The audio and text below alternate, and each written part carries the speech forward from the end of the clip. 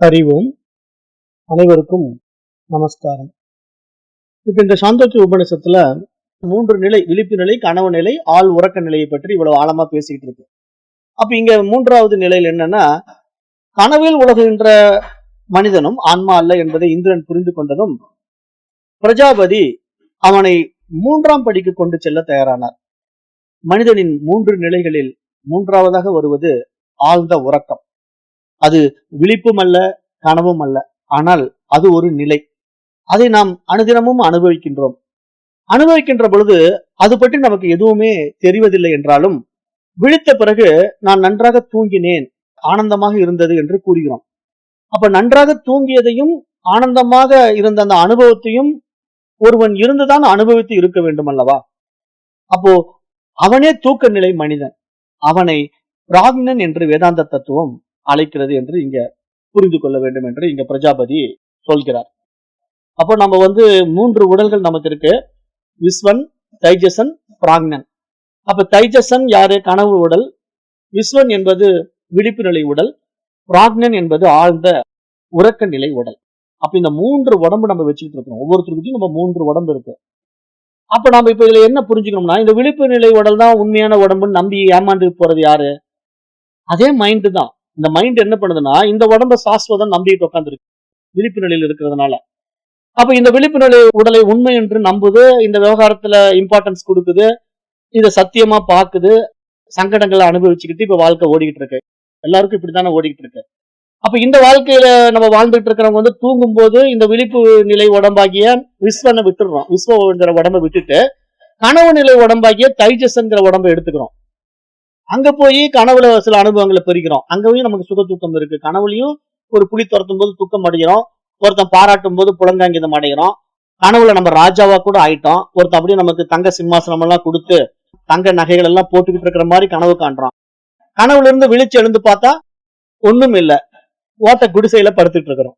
அத ஓட்ட குடிசையில படுத்துட்டு இருக்கிறவனே மிகப்பெரிய ராஜாவா கூட கனவு காணலாம். ஆனா கனவு உடல் வேற, நனவு உடல் வேற அப்படிங்கிறது நமக்கு நல்ல தெளிவு வந்துருது இல்ல.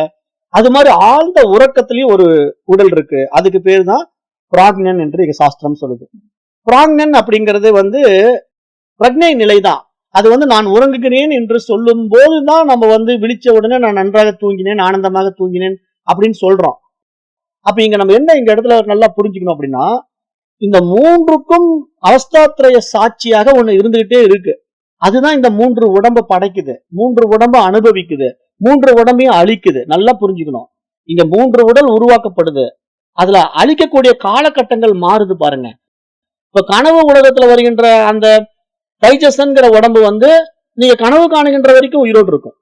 நீங்க ஒரு அரை மணி நேரம் கனவு காணுவீங்களோ, 3/4 மணி நேரம் காணுவீங்களோ, 2 மணி நேரம் கனவு காணுவீங்களோ உங்களுக்கு தெரியாது. பாத்தீங்களா? அந்த கனவு வாழ்க்கை நீங்க கனவுல எவ்வளவு வாழ்க்கை வாழ்றீங்களோ அது வரைக்கும் அந்த தைஜசன் உடம்பு உயிரோடு இருக்கும். நீங்க விழிச்சுக்கிட்ட உடனே அந்த உடம்பு காணாம போயிடும். அப்ப நீங்க உடனே விழிப்பு நிலை உடம்புக்கு வந்துட்டீங்களா?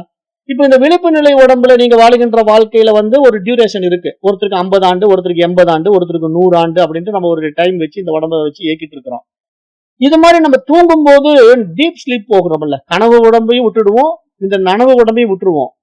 அப்ப நீங்க நல்லா ஆழ்ந்த உறக்கத்துக்கு போயிட்டீங்க. அங்க நீங்க ஆணா பெண்ணா தெரியாது, நீங்க இந்தியனா இஸ்லாமியனா தெரியாது, நீங்க தமிழ் மொழி பேசுறீங்களா ஹிந்தி மொழி பேசுறீங்களா தெரியாது. அப்ப எதுவுமே தெரியாம இந்த உடம்பு 2 உடம்பையும் விட்டுட்டீங்க.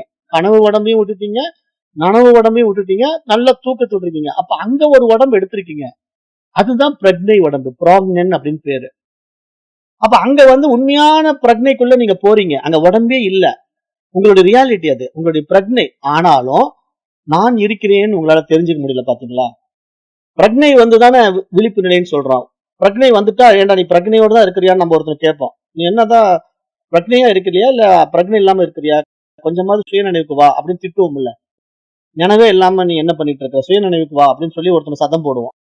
அது மாதிரி நீங்க இப்ப விழிப்பு நிலை ஒரு பிரக்ஞையில அனுபவிக்கிறீங்க, கனவு நிலை ஒரு பிரக்ஞையில அனுபவிக்கிறீங்க, ஆழ்ந்த உறக்க நிலையும் ஒரு பிரக்ஞையில அனுபவிக்கிறீங்க. அது உண்மையான பிரக்ஞை, அதுதான் பிராக்ஞன். ஆனா அங்கேயே நம்மள தெரிஞ்சுக்க முடியல, நான் யாருன்னு தெரிஞ்சுக்க முடியல. கனவுலயும் நான் யாருன்னு தெரிஞ்சுக்க முடியல, விழிப்புலயும் நான் யாருன்னு தெரிஞ்சுக்க முடியல. அப்ப இந்த 3க்கும் அவஸ்தாத்ரய சாட்சியாக ஒண்ணு இருந்துகிட்டே இருக்கு. பாத்தீங்களா? அதுதான் ஆத்மா, அதுதான் பிரம்மம், அதுதான் இறைவன். அப்ப அதைத்தான் நாம் என்று நம்ம தெரிஞ்சுக்கணும். அதை தெரிஞ்சுக்கிறது தான் இந்த அளவுக்கு பாடத்திட்டம் தேவைப்படுது. இப்ப உண்மையான நான் அப்படித்தான் இருக்கிறேன். ஆனா நான் தான் இந்த மூணையும் உண்டாக்குறேன். அப்ப இந்த மூணையும் உண்டாக்கி 3 விதமான அனுபவங்களை பெற்றுக் கொண்டிருக்கிறேன். அப்ப இதை நீங்க எந்த அளவுக்கு ஆழமா புரிஞ்சுக்கிறீங்களோ அந்த அளவுக்கு நீங்க ஆன்மாவா இருக்கிறத அனுபவமாக்கலாம் இல்லையா?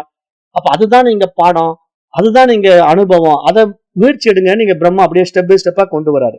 இப்ப பிரஜாபதி கூறுகிறார், யார் முற்றிலும் அமைதியாக கனவும் காணாமல் தூக்கத்தில் ஆழ்ந்துண்டானோ அவனே ஆன்மா. அவன் மரணமற்றவன், பயமற்றவன், அவனே இறைவன். இப்ப இதை கேட்ட இந்திரன் திருப்தி அடைந்து விட்டான். ஓகே, இது கரெக்டா வருது. ஏன்னா இப்போ கனவு நிலையிலயும் உடம்பு டேமேஜ் ஆகுது, புலி கடிச்சு கொன்னுடுது. நனவு நிலையிலயும் கை கால் ஊனமாகுது. அப்ப அழியக்கூடிய அற்ப விஷயங்களை கொண்ட இந்த உடல்கள் எல்லாம் நிச்சயமா ஆன்மாவாக இருக்க முடியாது. அப்ப ஆழ்ந்த உறக்கத்துல உடம்பே இல்ல. சூப்பர். அப்ப அதுதான் பிரக்ஞை. அப்ப அதுதான் ஆன்மா. கரெக்ட். இவர் சொல்றது இதான். இந்த பாயிண்ட்டுக்கு வந்துட்டாரு. அப்ப உண்மையா நம்ம பிடிச்சிட்டோம் அப்படின்னு சொல்லிட்டு என்ன பண்றான், ஆழ்ந்த உறக்கத்துல பிரக்ஞனா இருக்கின்ற அந்த உடலை இவன் ஆன்மா அப்படிங்கறத பிரம்மாஜி சொன்ன உடனே, அது மரணமற்றது, பயமற்றது, அதுவே இறைவன் என்ற கேட்ட உடனே திருப்தியோட தன்னுடைய இருப்பிடத்தை திரும்பினான். ஆனால் அவன் தேவர்கள் உலகை அடையும் முன்பாகவே ஒரு பிரச்சனையை எதிர்கொள்ள நேர்ந்தது. அது என்ன அப்படின்னு பாத்தீங்கன்னா, தூக்கத்தில் ஆழ்ந்து உள்ளவன் அப்போது நானே அவன் என்று தன்னையோ அல்லது மற்ற உயிரினங்களையோ அறிய முடியவில்லையே. அப்போது அங்கு எதுவுமே தெரிவதில்லை. எல்லாம் அழிந்து விட்டதே. எல்லாம் அழிந்து விட்டது போல அல்லவா தோன்றுகிறது. அப்போ என்னை கூட நான் யார் என்று தெரிந்து கொள்ள முடியாத ஒரு நிலை அல்லவா அந்த பிராணன் என்ற நிலை. அப்போ அங்க அதை ஆத்மா என்று அறிபவன் யாராக இருக்க முடியும்? அங்க அறிபவனே இல்லையே, அங்க அறிவே இல்லையே. அறிவே இல்லாத ஒரு இடம் எப்படி ஆத்மாவாக இருக்க முடியும்? ஆத்மா அறிவு பொருள் அல்லவா? அப்ப இந்த இடமும் ஒரு குழப்பத்தை உண்டு பண்ணுது அப்படின்னு ஒரு அருமையான சந்தேகத்தை அவன் மனசுக்குள்ள எழுப்புறான். யார்? இந்திரன். அப்படி மனசுக்குள்ள எழுப்பிட்டு இதில் நான் எந்த ஒரு சிறப்பையும் காணவில்லை என்று சிந்தித்த இந்திரன் மீண்டும் பிரம்மாவை அணுகினான், பிரம்மாவை நாடி வந்தான் என்று நாம் இங்க பார்க்க வேண்டியதா இருக்கு. பாத்தீங்களா? அப்ப எவ்வளவு ஒரு தேடுதல் பாருங்களேன். எப்படி கொண்டு போறாங்க பாருங்க. மகான்கள் ரிஷிகள் எல்லாம் சாதாரண ஆட்கள் கிடையாது. நமக்கு ஒரு விஷயத்தை உணர்த்தணும்னா அப்படியே ஒரு ஒரு வரியில சொல்லிட்டு போனா எப்படி புரிஞ்சுக்க முடியும் சொல்லுங்க பார்க்கலாம். ஸ்டெப் பை ஸ்டெப்பா சொல்லியே புரிய மாட்டேங்குது. அப்ப இவ்வளவு விவரங்களை அவங்க அனுபவப்படுத்தி பாக்குறதுக்கு இவ்வளவு விளக்கமா, இவ்வளவு விரிவா ஒரு கதை மாதிரி சொல்லி பாக்குறாங்க, புரிய வச்சு பாக்குறாங்க. எப்படி எப்படியோ அவங்க மக்களுடைய மனோபாவத்தை புரிஞ்சு வச்சுக்கிட்டு ஒவ்வொருத்தருடைய தகுதிக்கு ஏற்ற மாதிரி மாத்தி மாத்தி சொல்லி கதை கதையா சொல்லி எவ்வளவு முயற்சி எடுக்கிறாங்க பாருங்க ரிஷிகளும் மகான்களும் ஞானிகளும். அப்ப அதை நம்ம இங்க பார்க்கும்போது இந்திரன் இப்படி யோசிச்சுட்டு மீண்டும் யாருக்கிட்ட வரான்? பிரம்மா கிட்டே திரும்புறான். இப்ப ஆன்மாவை பற்றிய தெளிவை ஒருவன் பெறுவது என்பது அவ்வளவு சாதாரண விஷயம் அல்ல என்ற கருத்தை இந்த உபனிஷத்து ஆழமாக இங்கு அறிவுறுத்துவதை நாம் காண முடிகிறது. ஏனென்றால் தேவர்களின் தலைவனாக இருக்கின்ற தேவேந்திரனுக்கே ஆன்மா என்ன என்பது தெரியாத ஒரு குழப்பத்தை பார்க்கின்ற பொழுது நம்மை போன்ற சாதாரண மனிதர்கள் அதை அறிந்து கொள்வது என்பது எவ்வளவு கடினமாக இருக்கும் என்பதை நாம் பார்க்க வேண்டும் என்று இந்த இடத்துல சுட்டிக்காட்டப்படுகிறது. அப்ப ஆன்மாவை பற்றி பிரஜாபதி கூறியதை கேட்ட இந்திரனும் விரோச்சனனும் அது பற்றி அறிய அவரை அணுகினார்கள். 32 ஆண்டுகள் அவருடன் இருந்து பிரம்மச்சரியம் காத்தார்கள். அதன் பின்னால் பிரஜாபதி முதலில் கூறியது என்ன? இந்த உடல் தான் ஆன்மா என்ற ஒரு கருத்தை முன்னிறுத்தினார். அதனால் திருப்தி உற்ற விரோச்சனன் அப்படியே ஓடிவிட்டான், உடம்புதான் ஆன்மான்ட்டு. ஆனா அதனால் திருப்தி பெறாத இந்திரன் மீண்டும் மீண்டும் முயற்சி செய்தான். எனக்கு அழியக்கூடிய பொருள் எப்படி ஆன்மாவாக இருக்க முடியும் என்று கேள்வி மேல் கேள்வி கேட்டான். அப்போ ஒவ்வொரு படியாக அவனை முன்னேற்றி கொண்டு வந்தார் பிரம்மா. அப்ப இது மாதிரி ஒவ்வொரு முறையும் அவன் வருகின்ற பொழுது மீண்டும் அவனை காக்க வைத்தார். 32 ஆண்டுகள் நீ பொறுத்திருக்க வேண்டும், அப்பொழுதுதான் ஆன்மாவை காட்டி கொடுப்பேன் என்றார். அப்பொழுது மீண்டும் அவன் காத்திருந்து காத்திருந்து இந்த பாடங்களை படித்தான். ஏனென்றால் பொறுமையும் சகிப்புத்தன்மையும் தான் ஆன்மாவை அறிவதற்கான அடிப்படை தகுதி என்று இங்கே நமக்கு சுட்டி காட்டப்படுகிறது. அப்ப இவ்வாறு திரும்பிய இந்திரன் மீண்டும் 32 ஆண்டுகள் பிரம்மச்சரியம் காத்த பின்னாலே கனவு மனிதனே ஆன்மா என்ற கருத்தை கூறினார் பிரம்மா. ஆனாலும் அது கேட்டு திருப்தி அடையாத இந்திரன் மீண்டும் வந்தான். மீண்டும் 32 ஆண்டுகள் காத்திருந்தான். இப்பொழுது அவர் என்ன சொல்லிட்டார்? கனவு உடலும் கிடையாது, அந்த விழிப்பு உடலும் கிடையாது, இன்னொரு உடம்பு இருக்கு, அதுதான் ஆன்மா அப்படின்னு சொல்லி ஆழ்ந்த உறக்க நிலை உடம்பு பிராணன் என்று சுட்டி காட்டி அதுதான் ஆன்மா என்று சொல்லிவிட்டார். அப்ப மொத்தம் 96 ஆண்டுகள் இந்திரன் பிரம்மச்சரியம் காத்தும் கூட ஆன்மாவை அறிய இயலவில்லை என்பதை நாம் இங்கு பார்க்க முடிகிறது. அப்ப பாருங்க, ஒரு மனிதனுடைய வாழ்நாளே 100 ஆண்டுகள் தான். 96 ஆண்டுகள் எடுத்துக்கிறான். 32, 32, 32ன்ட்டு. அப்ப 96 ஆண்டுகள் ஆகி கூட அவனுக்கு ஆன்மா தெரிய மாட்டேங்குது பாத்தீங்களா? அப்ப இதுல இருந்து என்ன புரியணும்னா, ஒரு பிறவியிலேயே ஒருத்தங்க ஆன்மா தெரிஞ்சுட்டாரு. அப்ப மனித பிறவிலேயே அவன் மீண்டும் மீண்டும் பிறவி எடுக்கணும். அப்ப மனித பிறவியினுடைய பரிணாமத்துல அவன் பக்குவம் அடைவதற்கான ஒரு காலகட்டம் வரும். அப்ப அதுக்கு சரியான தகுதி அவன் அடையும் போது சரியான குருமார்கள் வருவாங்க. அப்பதான் அவனுக்கு ஆத்மாவை காட்டி கொடுப்பாங்க. யார் யாருக்கு எந்த பிரிவுல சாத்தியம்னு சொல்ல முடியாது இல்லையா? அததான் இப்ப நான் உங்களுக்கு சொல்றேன். இப்ப பாத்தீங்கன்னா எத்தனையோ கோடிக்கணக்கான மனிதர்கள் இந்த உலகத்துல பறந்திருக்கிறாங்க. கோடி கூட இல்ல, மில்லியன் பில்லியன் லெவல்ல இருக்கும்போது, இப்ப நம்ம வகுப்புல நீங்க 56 பேர் வந்திருக்கீங்க அப்படின்னா, இப்ப இந்த 56 பேர்ல இருக்கக்கூடிய ஆர்வம் என்ன? ஆத்மாவை அறிவதற்கு தானே வந்திருக்கீங்க. ஆத்மா யார், நான் யார், இறைவன் யார் அப்படின்னு தெரிஞ்சுக்கிற ஒரு அந்த கியூரியாசிட்டி, அந்த தேடுதல் ஏன் உங்களுக்கு மட்டும் வந்துச்சுங்க? எத்தனையோ கோடிக்கணக்கான மில்லியன் கணக்கான மனிதர்கள் வாழுகின்ற இந்த சமுதாயத்துல ஒரு 50 பேர் இதை நாடி வந்திருக்கீங்கன்னா, நீங்க எல்லாம் பல பிறவிகள்ல முயற்சி பண்ணிருக்கீங்க. இதுதான் நீங்க புரிஞ்சுக்கணும். இப்ப நீங்க இந்த இடத்துல இருக்கிறீங்கன்னா சும்மா வர முடியாது. இந்த இடத்துக்கெல்லாம் இந்த பாடத்திட்டத்துக்கெல்லாம் அப்படி ஈஸியா வந்துட முடியாது. ஏன்னா நம்ம குரூப்ல 500 பேர் இருக்காங்க. 500ல 50 பேர் மட்டும் தான் இந்த பாடத்தை கேட்டுட்டு இருக்கீங்க. அப்ப 50 பேருமே பல பிறவிகள்ல முயற்சி பண்ணவங்க. ஆன்மாவை அறிவதற்கான பயிற்சி முயற்சி எடுத்துட்டு அதுல ஃபெயிலியர் ஆயிட்டீங்க. இப்ப இந்த பிறவில ஒரு ஆப்பர்ச்சுனிட்டி கிடைக்குது இல்லையா? அப்ப உங்களுடைய ஆழமான தேடுதல் பாருங்க. அதுக்கான சந்தர்ப்பத்தை உருவாக்கி கொடுக்குது பாருங்க. காலத்துக்கு தகுந்த மாதிரி, காலகட்டத்துக்கு தகுந்த மாதிரி உங்களை மாத்தி கொடுக்குது பாத்தீங்களா? ஒரு காலத்துல நீங்க குருகுலத்துல படிச்சிருப்பீங்க, குருமார்களை சந்திச்சிருப்பீங்க, அங்க குருவுக்கு சேவை செஞ்சிருப்பீங்க. அதெல்லாம் உங்களுடைய கர்மாவில இருக்கு இல்லையா? அதுக்கு உண்டான பரிசு தான் இப்ப இப்படி கொண்டு வந்து உங்களை உட்கார வச்சிருக்கு. அப்ப இன்றைய மாடர்ன் டெக்னாலஜில நீங்க வேர்ல்டு வைடு எங்க இருந்தாலும் இந்த விஷயம் உங்களுக்கு உள்ள போகுது. அப்ப அது ஒரு ஆன்லைன் மூலமா ஒரு வகுப்புக்கு எடுக்கப்பட்டிருக்கு. அது உங்களுக்கு புரிய வைக்குது அப்படின்னா, இது உங்களுடைய புண்ணிய கர்மா. இதுக்கு முன்னாடி நீங்க செஞ்ச பல பிறவிகளை மேம்பட்ட நிலைக்கு வந்ததுனால கிடைச்ச வாய்ப்பு அப்படிங்கறத புரிஞ்சுக்குங்க. ஏன்னா 96 ஆண்டுகள் யாருக்கு தேவைப்படுது? இந்திரனுக்கு தேவைப்படுது. அப்ப உங்களுக்கு எத்தனை பிறவிகள் தேவைப்படுதுன்னு தெரியாது. அப்ப எத்தனையோ பிறவிகள் நீங்க கடந்து இந்த பிறவிக்குள்ள வந்து இப்படிப்பட்ட ஒரு வாய்ப்பை நீங்க உண்டாக்கி இருக்கிறீங்கன்னா, நீங்க பாக்கியசாலி. ஏன்னா இந்த பிறவில நீங்க விடுதலையாக போறீங்க. இந்த பிறவியோட உங்களுக்கு இனிமேல் பிறப்பு கிடையாது. ஏன்னா மிக உயரிய விஷயத்த ரொம்ப எளிமையா உள்ள வாங்குற பக்குவத்துக்கு வந்திருக்கீங்கிறத பார்க்கும்போது, இங்க இதுதான் நம்ம அறிந்து கொள்ள வேண்டிய அரிதான உண்மை என்று சாஸ்திரம் உபதேசிக்கும் போது, இங்க அடுத்த மந்திரம் சொல்லுது பாருங்க. ஆன்மாவை பற்றி தான் தெரிந்து கொண்ட கருத்து சரியல்ல என்பதை உணர்ந்த இந்திரன் சமித்துடன் மீண்டும் பிரஜாபதியிடம் திரும்பி வந்தான். அவனை கண்ட பிரஜாபதி அவனிடம், இந்திரா, நீ திருப்தியுற்ற மனிதனாய் அல்லவா உன் இருப்பிடத்திற்கு திரும்பினாய். இப்போது எதை விரும்பி மீண்டும் வந்துள்ளாய் என்று கேட்டார். தூக்கத்தில் ஆழ்ந்துள்ளவன் அப்போது நானே அவன் என்று தன்னையோ அல்லது மற்ற உயிரினங்களையோ அறிவதில்லை. அப்போது அவன் அழிந்தே போய்விட்டது போல அல்லவா இருக்கிறான். இத்தகைய கருத்தில் நான் எந்த சிறப்பையும் காணவில்லை ஐயனே. ஆகவே மேலும் எனக்கு ஆன்மாவை காட்டிக் கொடுங்கள் என்று கெஞ்சுகிறான். அப்ப இந்திரனின் நிலைமையை புரிந்து கொண்ட பிரஜாபதி அவனிடம், இந்திரா, நீ கூறியது சரிதான், உனக்கு நான் அதனை விளக்குகிறேன். ஆனால் நீ இன்னும் 5 வருடங்கள் இங்கே தங்க வேண்டும் என்றார் என்று இங்க நம்ம பார்க்க முடியும். பாருங்களேன், எப்படி அருமையா 32, 32, 32ன்னு 96 ஆண்டுகள் அவனை இங்க தங்க வச்ச அதே பிரம்மாஜி கடைசியா ஏன் 5 ஆண்டுகள் தான் சான்ஸ் கொடுக்கிறாரு? மனிதனோட ஆயுட்காலமே அதிகபட்சம் 100. அதுக்குள்ள நீ தெரிஞ்சுக்கிட்டா பொழைச்சிக்குவ, இல்லைன்னா பிறவி அடுத்த உடம்பு வந்துடும். அப்ப அடுத்த உடம்புலயே நீ மீண்டும் பிறவி எடுக்க வேண்டி வந்துடும். அப்ப அடுத்துல வந்து இந்த மாதிரி வாய்ப்புகள் கிடைக்குமா? அது உன்னுடைய பாவ கர்மா புண்ணிய கர்மாவை பொறுத்துதான். அப்ப ஒரு 5 ஆண்டுகள் திருப்பி ஒரு ஆப்பர்ச்சுனிட்டி கொடுக்குறாரு. அப்ப இங்க பாத்தீங்கன்னா இந்திரன் மேலும் 5 வருடங்கள் அந்த பிரஜாபதியுடன் தங்கினான். ஆம், இந்திரன் பிரஜாபதியுடன் 101 ஆண்டுகள் பிரம்மச்சாரியாக வாழ்ந்தான் என்று இங்க கூறப்படுகிறது.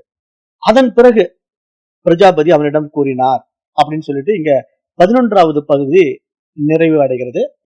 இப்ப அடுத்தது பிரஜாபதி வித்யா. இதனுடைய இறுதி பகுதிக்கு வந்துட்டோம். இப்பதான் அருமையான விஷயம். அதாவது விழிப்பு நிலையிலையும் ஆன்மாவை தெரிஞ்சுக்க முடியாது, கனவு நிலையிலையும் ஆன்மாவை தெரிஞ்சுக்க முடியாது, ஆழ்ந்த உறக்க நிலையிலையும் ஆன்மாவை தெரிஞ்சுக்க முடியாது. அப்ப இன்னொரு நிலை இருக்கா? அததான் இப்ப பிரம்மாஜி விளக்க போறார். அதுக்காக அவன் எத்தனை வருஷம் காத்துட்டு இருந்தான்? 101 ஆண்டுகள் காத்து கொண்டிருந்தான் இந்திரன். இப்ப நீங்க எல்லாம் எத்தனை ஆண்டுகள் காத்துட்டு இருந்தீங்கன்னு கேட்கலாம் இல்லையா? நீங்க பல பிறவிகள் காத்துட்டு இருந்திருக்கீங்க. நீங்க உண்மையிலேயே இப்ப இந்த கிளாஸ்க்கு வந்துட்டு இதுதான் டைமிங் நினைச்சிடாதீங்க. நீங்க இதுக்கு முன்னாடி பல ஜென்மங்கள் பல பிறவிகள் காத்திருந்ததனுடைய பலன் இப்ப உங்களுக்கு கிடைச்சிருக்கு. அப்ப இங்க சொல்றாரு பாருங்க, இந்திரா, இந்த உடம்பு அழியக்கூடியது, மரணத்தின் பிடியில் உள்ளது. ஆனால் மரணமற்ற உடம்பற்ற ஆன்மாவின் இருப்பிடம் எது? அதாவது அந்த ஆன்மாவின் உண்மையான இருப்பிடம் எது என்று ஒருவன் உணர்கிறானோ அவன் ஆன்மாவை உணர்கிறான். அப்ப அந்த இடத்துக்கு நம்ம போகணும் இல்லையா? அப்ப அந்த இடத்துக்கு போறதுக்கு நமக்கு என்ன நடக்கணும்? மைண்ட் அப்டேட் ஆகணும். மனசுக்கு இந்த புற விஷயங்கள்ல கட்டுண்டு கிடக்கிற மனசு எப்படி ஆன்மாவை அனுபவம் ஆக்காது இல்லையா? அப்ப ஆன்மாவை பற்றி ஒரு புரிதல் மனதுக்கு மேலோங்கவே எது ஆன்மாவை தேடுதோ, முக்கியமான பாயிண்ட் சொல்லிட்டு இருக்கிறேன், எது ஆன்மாவை தேடுதோ அதுவே ஆன்மாங்க. அதுதான் ஆன்மா. அப்ப இங்க என்னன்னா, இப்ப நான் எதையோ தேடுறேன், நான் தேடும் பொருள் எது அப்படின்னு ஒரு கேள்வி கேட்டுட்டே இருக்கு. அது மனசுதான் துடிக்குது. எனக்கு அதை காட்டி கொடுங்க, இதை காட்டி கொடுங்க, இந்த குரு கிட்ட போனா இதை சொல்லுவாரா, அந்த குரு கிட்ட போனா அதை சொல்லுவாரா, இந்த கிளாஸ் போய் அட்டன் பண்ணலாமா, அந்த தியான வகுப்பு போலாமா, இப்படி அலைப்பாயிர மனசு தன்னை தெரிஞ்சுக்கத்தான் இவ்வளவு முயற்சி எடுக்குது. ஆனா தன்னை தெரிஞ்சுக்கிறதுல நான் தான் அதுன்னு தெரியாம அலையிற மனசுக்கு நான் தான் அதுன்னு காட்டி கொடுத்துட்டா எவ்வளவு ஒரு ஆனந்தம் வரும். அப்ப அது ஆன்மாங்கிறது தன்னை தெரிந்து கொள்வதற்கான பரிணாமங்கள்ல பயணம் பண்ணுது பாருங்க. இதைத்தான் நான் சொல்லிக்கிட்டே இருக்கிறேன். நான் என்ன சொல்றேன்னா, இறைவன் தன்னையே தெரிந்து கொள்வதற்காக பரிணமிக்கின்ற பரிணாமம் தான் இந்த உடம்பு, மனசு.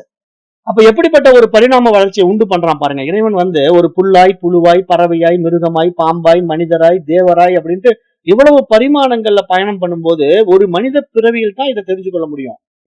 வேற எந்த பிறவியிலும் நம்ம ஆத்ம அனுபவம் அடைய முடியாது. ஒரு புழு ஆத்ம அனுபவம் அடைஞ்சிருமா? இல்ல ஒரு தெய்வீக நிலையை அடைந்த தேவன் அடைஞ்சிருவானா? முடியாது. மனிதன் தான் அடைய முடியும். ஏன்னா மனித பிறவி மட்டும்தான் இதை புரிந்து கொள்ளுகின்ற மகோன்னதம் கொண்டது. அப்ப இங்க அதற்கான பக்குவமும் அந்த புரிதலும் வரும்போதுதான். அப்ப இங்க சொல்றார், உடம்பில் கட்டுண்டவன் நிச்சயமாக இன்பத் துன்பங்களின் பிடியில் உள்ளான். உடம்பில் கட்டுண்டவனின் இன்பத் துன்பங்களுக்கு முடிவே கிடையாது. ஆனால் உடம்பில் கட்டுப்படாதவனை இன்பத் துன்பங்கள் தொடுவதே இல்லை. ஒரு பக்கம் உடல் மனச்சேர்க்கை, மறுபக்கம் கடவுள். இந்த இரண்டிற்கும் இடையில் நிற்கின்றான் மனிதன். அவன் உண்மையில் கடவுளைச் சேர்ந்தவன், அமுதமயமான ஆண்டவனின் குழந்தை, அழியாத அமரத்துவத்தின் குழந்தை என்றுதான் இங்கு உபனிஷத் அருமையாக நமக்கு உரைக்கின்றது. ஏன்னா ஸ்வேதாஸ்வர உபனிஷத் சொல்லும் பாருங்க, அமிர்தஸ்ய புத்ராகா, அமிர்தஸ்ய புத்ராகா அப்படிங்கிற ஒரு அருமையான வாழ்க்கை ஸ்வேதாஸ்வர உபனிஷத் சொல்லும். ஏன்னா நீ அமரத்துவம் வாய்ந்தவன் அல்லவா, நீ அழியாதவன் அல்லவா, நீ ஆண்டவனின் குழந்தை அல்லவா அப்படிங்கிற ஒரு அருமையான விஷயத்த இங்க சாஸ்திரம் சொல்லுது. அப்ப இங்க ஆண்டவனின் குழந்தை, நான் அமரத்துவம் வாய்ந்தவன் அப்படின்னு யார சொல்லுது? இப்ப நீங்க இந்த பாடி கிடையாது, நீங்க மைண்ட் கிடையாது, நீங்க கனவு நிலை உடலோ அல்லது நனவு நிலை உடலோ ஆழ்ந்த உறக்க நிலை உடலோ கிடையாது. அதாவது நீங்க தைஜசனோ பிராங்னனோ விஸ்வனோ கிடையாது. அப்ப நீங்க உண்மையில யாருன்னு தெரிஞ்சுக்கிறதுக்கு இந்த மைண்ட் அப்டேட் பண்றதுக்காக இந்த உடம்புக்குள்ள இந்த விவகாரங்களை உள்வாங்கி இந்த விஷயங்களை தெரிஞ்சுக்கிட்ட பிறகு அந்த மனம் என்ன நிலைய அடையுது தெரியுமா? நான் இத்தனை நாள் இப்படிப்பட்டவன் அப்படிப்பட்டவங்கிற அந்த மைண்ட் அப்படியே அப்டேட் ஆன மறுவினாடி அது கான்சியஸ்னஸா மாறிடும். அது அந்த தூய அறிவா பிரகாசிக்க ஆரம்பிக்கும். அதைத்தான் அமிர்தசிய புத்திராங்கிறார். ஆனால் அவனோ காலங்காலமாக வருகின்ற அறியாமை காரணமாகத்தான் தன்னை உடம்புடன் ஒன்றுபடுத்திக் கொள்கிறான். உடம்பில் கட்டுண்டவனாக தன்னை காண்கின்றான்.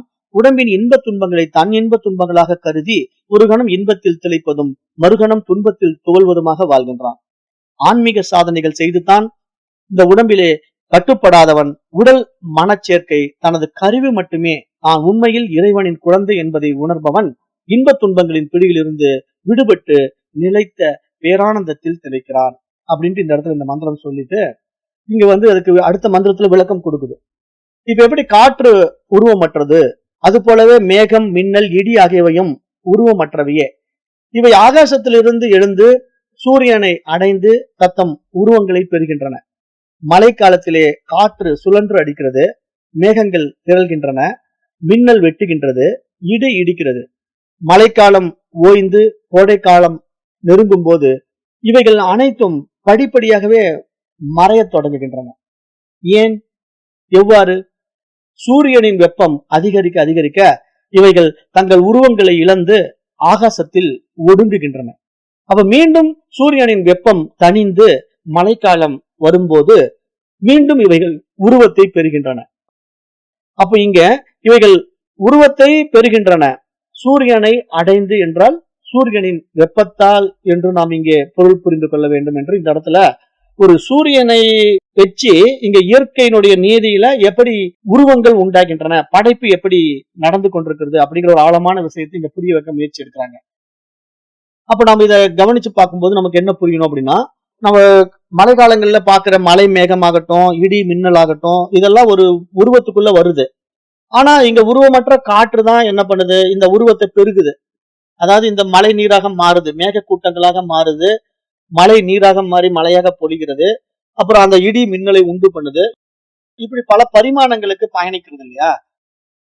இதெல்லாம் எப்படி நடக்குது? பஞ்சபூதங்களுடைய அடிப்படையில் நடக்குது. அதாவது ஒரே ஒரு ஆகாய பூதமே என்ன பண்ணுதுன்னா, தன்னை பலவாறாக பரிணமிச்சுக்குது. ஒரு ஆகாய பூதத்திலிருந்து தான் இங்க நீர், நிலம், நெருப்பு, காற்று அப்படிங்கிற எல்லா பூதங்களும் உருவாகியது அப்படின்னு நம்ம ஏற்கனவே படிச்சோம். சயின்ஸும் இதை ப்ரூவ் பண்ணிருக்கு. அப்ப இந்த அடிப்படையில ஒரு பூதம் இப்படி 5 பூதங்களாக உருமாற்றம் அடைந்து அதிலே வெப்பம் வரும்போது மின்னல் வருது, காற்று வருது, ஒளி உண்டாகுது, ஓசை உண்டாகுது. அப்ப எல்லாமே இங்க இப்படி இயற்கை அழகா பிரகிருதி இயங்கிட்டு இருக்கோ, நாம எப்படி அதை இயக்கிட்டு இருக்கணும் அப்படிங்கிறது இங்க சொல்ல வர்ற அடுத்த மந்திரம் என்னன்னா, அதுபோல் இப்போ ஜீவன் என்கின்ற நாமம் உடம்பின் பற்றிலிருந்து விடுபட்டு பேரொளி பொருளை அடைந்து தனது சொந்த இயல்பில் நிலை பெறுகின்ற பொழுது பேரொளி பொருளாகிய அந்த பரம்பொருளே புருஷோத்தமன் தான் நான் அந்த உடம்பல்ல, ஆன்மா என்பதை உணர்கின்றது என்று இங்க சாஸ்திரம் புரிய வைக்குது. அப்போ நாம இந்த இடத்துல என்ன புரிஞ்சுக்கணும்னா, இப்போ 3 நிலைகளை பத்தி நம்ம ஏற்கனவே கனவு நிலையிலே தெரிஞ்சுக்க முடியாது, விழிப்பு நிலையிலும் தெரிஞ்சுக்க முடியாது, ஆழ்ந்த உறக்க நிலையிலும் தெரிஞ்சுக்க முடியாதுன்னு சொல்றோம்ல. அப்ப எந்த நிலையில தெரிஞ்சுக்க முடியும் அப்படிங்கிறதுக்கு நம்ம கடந்த வகுப்புலயே விளக்கம் கொடுத்தோம். என்ன நிலையில தெரிஞ்சுக்க முடியும்? துரியம் அப்படிங்கிற ஒரு நிலை. அப்ப அந்த துரியம்ங்கிறது என்ன நிலை அப்படின்னு நம்ம ஆராய்ந்து பார்க்கும்போது, அந்த துரியத்தை பற்றி கொஞ்சம் டெபினிஷன் கொடுங்க அப்படின்னு நான் கடந்த வகுப்புல எல்லாம் கேட்டேன். அப்போ நிறைய பேர் நல்ல கருத்துக்களை பகிர்ந்தீங்க. அப்ப ஒரு சிலர் ரொம்ப அருமையான புரிதலையும் வெளிப்படுத்திருக்கீங்க. அப்ப இங்க அந்த துரிய நிலை என்பது என்னன்னா, மனமற்ற நிலைதான். அது ஒரு அறிவு நிலைதான். ஆனா அந்த அறிவு தன்னை அனுபவம் ஆக்குவதற்காக இத்தனை பரிமாணங்கள்ல பயணம் பண்ணி தன்னையே தான் அனுபவம் ஆக்குகின்ற அந்த உயர் பரிமாண நிலைதான் துரிய நிலை. அப்ப அந்த துரியம்னா அதுக்கு பேரு அறிவுன்னு பேரு, அது ஆன்மான்னு பேரு, அதுதான் இறைவன் பிரம்மம் என்று பெயர். அப்ப அது பிரகாசிக்கிற நிலையை அடையறதுக்கு என்ன நடக்குதுங்க? இவ்வளவு பரிமாணங்கள் நடக்குது. பரிமாணங்கள்னா புரியும்னு நினைக்கிறேன். அதாவது ஒவ்வொரு படிநிலையா உடம்பு மாற்றம் அடையுது, உள்ளம் மாற்றம் அடையுது. அப்ப உடம்பின் வருகின்ற மாற்றம் என்ன?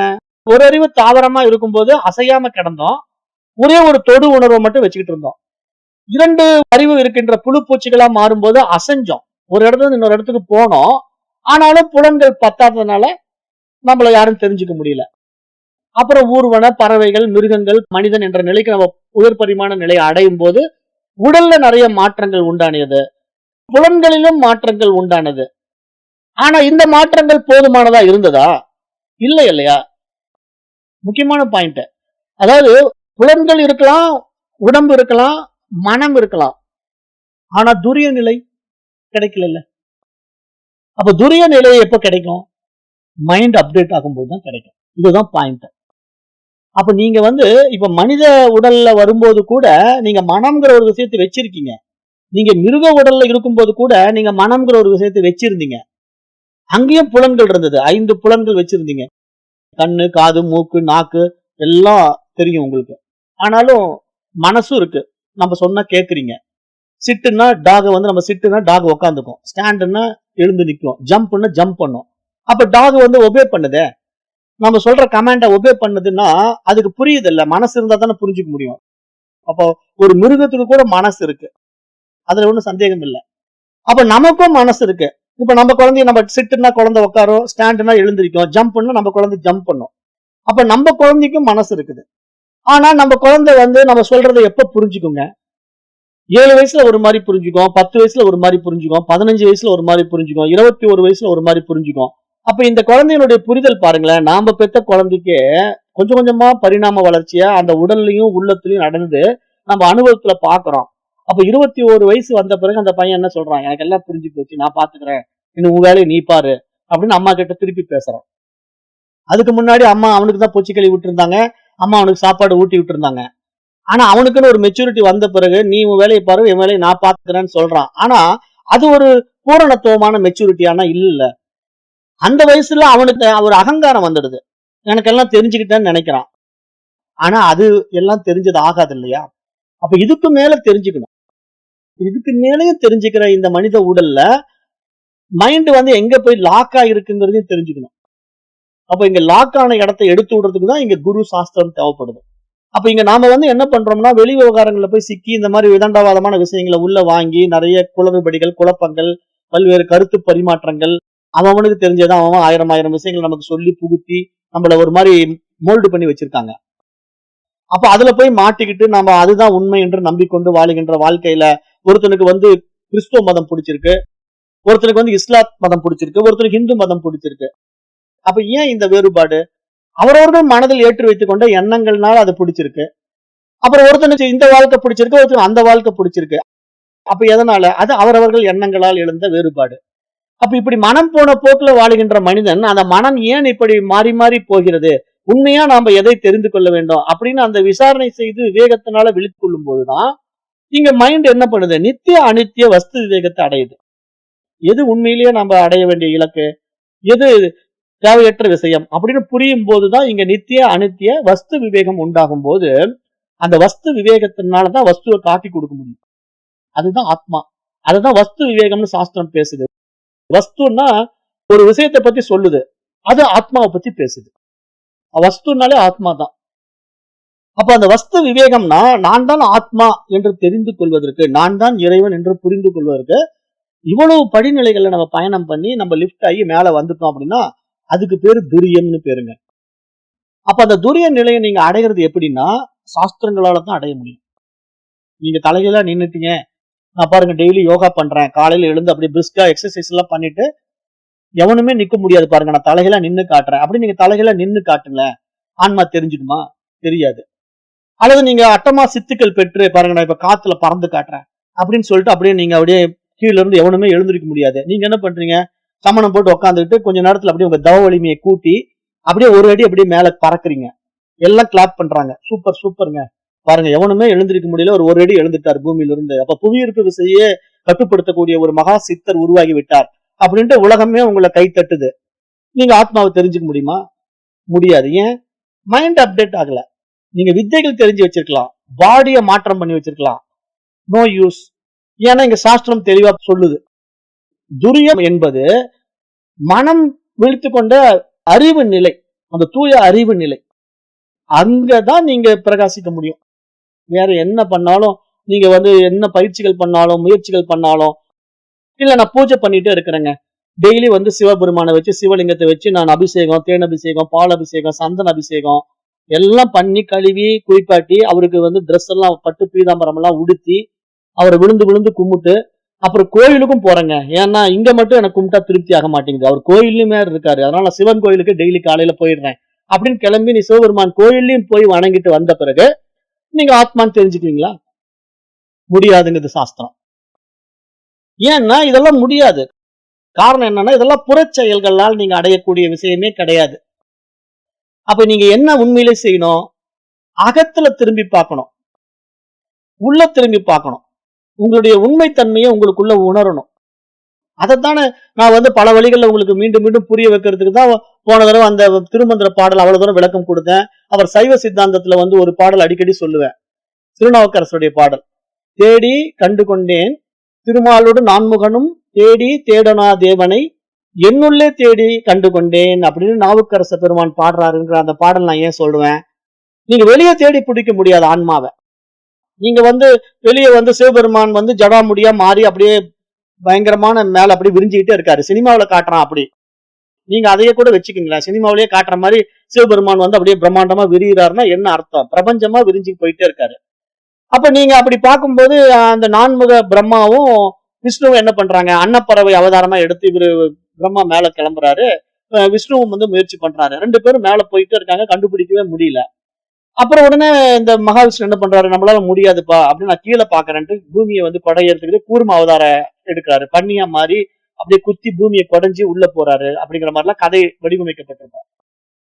இதெல்லாம் கதைகள் தான். ஏன் அப்படின்னா இங்க புரிதல் வரணும். நீங்க மேல தேடி போனாலும் அண்ட சராசரங்கள்ல நீங்க இறைவனை தெரிஞ்சுக்க முடியாது. நீங்க பூமியை கொடைஞ்சு பாதாள லோகத்துக்கு போனாலும் இறைவனை தெரிஞ்சுக்க முடியாது. இப்ப இதுக்கு என்ன விளக்கம் தெரியுமா? 14 லோகங்கள் இருக்குல்ல, கீழே 7 லோகம், மேல 7 லோகம். அது மைண்டினுடைய லோகங்கள். நீங்க பூமியை குடைஞ்சுக்கிட்டு கீழே போயிடுறதுனால இறைவனை பாத்திர முடியுமா? நீங்க பாம்பா மாறினாலும், புழுவா மாறினாலும், பூச்சியா மாறினாலும் நீங்க பூமிக்கு அடியில போய் இறைவனை பார்க்க முடியாதுங்க. அப்ப 14 லோகங்கள்ல கீழே 7 லோகம் வேஸ்ட். அடுத்து மேல 7 லோகம், பூர் புவா சுவாகா அப்படின்ட்டு மேல போயிட்டு இருக்கு 7 லோகம். அப்ப அந்த 7 லோகத்துல நீங்க எங்க போனா போய் பாருங்க, இறைவனை பிடிக்க முடியாதுங்க. அப்ப இறைவனை எங்கெங்க பிடிக்கணும்? கீழே 7 லோகம் கிடையாது, மேல 7 லோகம் கிடையாது. துரியம்ங்கிற ஒரு இடத்துலதான் இறைவனை பிடிக்க முடியும். அது உங்களுக்கு உள்ள இருக்கிற லோகம். அது உங்களுடைய அக அறிவு, சுய அறிவு, உள்ளுணர்வு அப்படின்னு சாஸ்திரம் உங்களுக்கு புரிய வைக்குது. அந்த இடம் தான் இங்க பிரம்மாஜி சொல்ல வராரு. ஏன்னா பிரம்மாஜி இப்ப எவ்வளவோ விஷயங்கள் அவன் கேட்டான், 96 ஆண்டுகள் வெயிட் பண்ணா, கடைசியா ஒரு 5 வருஷம் காத்துங்கிறாரு. 101 வருடங்கள் கழித்து அவனுக்கு துரியத்தை காட்டி கொடுக்கிறாரு. அப்ப இதுதான் இங்க சாஸ்திரம் சொல்ல வர்ற ஆழமான விஷயம். அப்ப இங்க 14 லோகங்கள் என்பது உண்மையில் கிடையாது. ஏன்னா மனம் அடைந்த பரிணாமங்கள். நீங்க கீழே போக போக இறைவனை தெரிஞ்சுக்க முடியாது, மேல போக போக இறைவனை தெரிஞ்சுக்க முடியாது. துரியம்னு உள்ள போகும்போதுதான் இறைவனை தெரிஞ்சுக்க முடியும். அப்ப நீங்க உங்களுக்கு உள்ள திரும்பணும். மனித உடல் எடுத்து இந்த மனம் செய்கின்ற சேஷ்டைகளை பார்க்கணும். மனம் என்னென்ன விவகாரங்களை சிக்கிக்கிட்டு இருக்குன்னு பார்க்கணும். அதுல இருந்து விடுவிச்சுக்க பார்க்கணும். அப்போ மட்டும்தான் நீங்க இறைவனை தெரிஞ்சுக்க முடியும். அதுக்கு ஓமானங்கள் தான் ஆயிரமா சாஸ்திரங்கள் பேசும். சூரியனை உதாரணம் காட்டும், நீர்நிலைகளை உதாரணம் காட்டும். அப்படி பல விவரங்களை நமக்கு சொல்லி இங்க உடல் மனச்சேர்க்கை மற்றும் கடவுள் ஆகிய இரண்டுக்கும் இடையில் இருப்பவன் போல உள்ளான் ஜீவாத்மா. அவன் உடல் மனச்சேர்க்கையின் பிடியில் இருந்து அல்லது பற்றிலிருந்து விடுபட்டு இறைவனை நாட வேண்டுமானால் அவனுடைய அருள் தேவை என்று இங்க ரிஷிகள் சொல்றத நம்ம எப்படி புரிஞ்சுக்கணும்? தன்னை அறிவதற்கு நாம் எடுக்கின்ற முயற்சியில நானே அந்த இறைவன் என்று நம்ம தெரிஞ்சுக்கிறதுக்கு எவ்வளவு பரிணாமங்கள் பயணம் பண்ண வேண்டியிருக்கு.